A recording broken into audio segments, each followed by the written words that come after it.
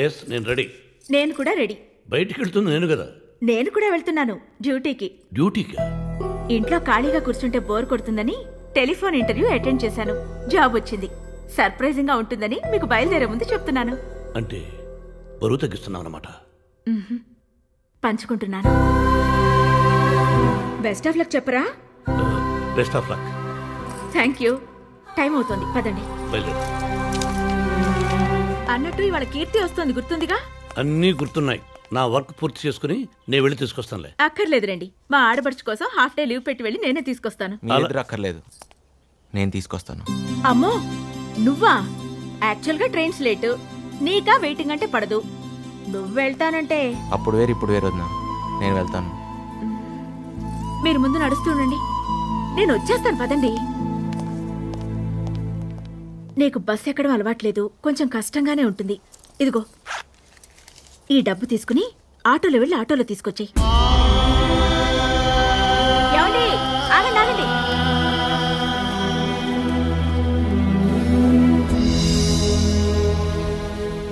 Waiting అంటే నీకు ఇష్టం ఉండదు కదూ? రే, తల్లి కడుపులో ఉన్న బిడ్డ ఆడో మగో తెలుసుకోవడానికి 9 నెలలు వెయిట్ చేయాలి. ఆ బిడ్డ భవిష్యత్తు ఎలా ఉంటుందో తెలుసుకోవడానికి 25 సంవత్సరాలు వెయిట్ చేయాలి.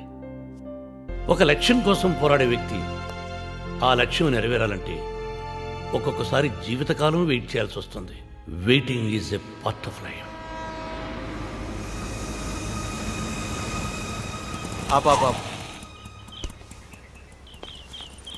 45 అయింది, 5 ఇచ్చి 50 తీసుకో. నువ్వు చేంజ్ అడుగుతున్నావా? నువ్వు పదా ఇవ్వు. ఏంట్రా అన్నయ్య ఇక్కడికి తీసుకొచ్చావేంటి? నువ్వు లోపలికి వెళ్ళు. కొంపదీసి అమ్మాయినైనా లవ్ చేసి అన్నయ్య వదినలకు బాయ్ చెప్పి వేరే కాపురం పెట్టేసావా ఏంటి? కీర్తి, వదినా నువ్వు ఇక్కడ లోపలికి రా. ఎలా ఉన్నా? ఊటీలో బాగానే ఉన్నాను. స్టేషన్లో దిగినప్పటి నుంచే కన్ఫ్యూజన్లో ఉన్నాను. ఇది మనిల్లే. మనిల్లా? అవును. అవన్నీ తర్వాత. ముందు వేడి నీళ్ళు పెట్టాను, వెళ్ళి స్నానం చేసిరా. అసలు మనిల్లో వదిలేసి ఇక్కడ ఉండడం ఏంటి? పెద్దన్నయ్య ఎక్కడా? నాకేం అర్థం కావట్లేదు వదినా. అన్నయ్యకి బిజినెస్ లో కొంచెం లాస్ వచ్చింది అంతే. ఇంకొన్ని రోజుల్లో పికప్ అయిపోతారు. నీకు ఊటీ కాలేజీలో ఫీజులు అవి కష్టం కదా, అందుకే ఇక్కడ మాతో సరదాగా ఉండి చదువుకుంటామని పిలిపించాం. నువ్వేం వరీ కాకుండా కూల్ గా వెళ్ళి స్నానం చేసిరా. వెళ్ళు.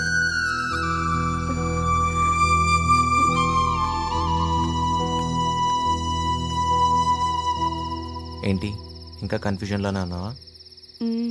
వదిన చెప్పినట్టు అన్నకి బిజినెస్లో లాస్ రాలేదు, నా వల్ల ఆస్తి పోయింది. నీ వల్ల? నేను ఒక యాక్సిడెంట్ చేశాను. చనిపోయిన తన కూతురు నన్ను ఎక్స్క్యూజ్ చేయడానికి అన్నయ్య ఆస్తి మొత్తం అడిగింది. నన్ను జైలుకి పంపటం ఇష్టం లేక అన్నయ్య ఆస్తి మొత్తం ఇచ్చేశాడు. ఊటీ కాలేజీలో చదువుకునేదాన్ని నా వల్ల గవర్నమెంట్ కాలేజీలో చదవాల్సి వస్తుంది. సారీ. ఊటీ కాలేజ్ కాకపోతే గవర్నమెంట్ కాలేజ్, అది కుదరకపోతే చదివే మానేసి ఇంట్లో కూర్చుంటాను అంతేకాని నా అన్నయ్య జైల్లో ఉంటే నేను సంతోషంగా ఉండగలనా?